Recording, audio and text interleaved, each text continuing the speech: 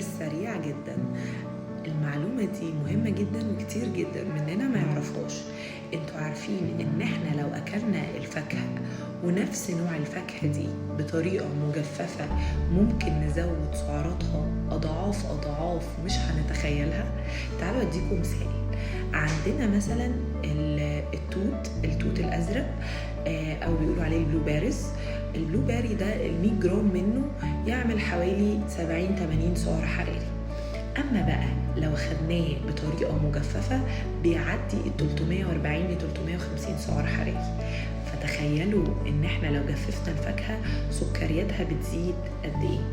فياريت ناكل الفاكهه احسن بكتير ان احنا ناكل الفاكهه كده بطريقه فريش زي ما هي، احسن بكتير من نجفف الفاكهه. ودمتم بخير، واوعوا تنسوا تعملوا لايك وشير للفيديو ده عشان يوصل لكل الناس. شكرا.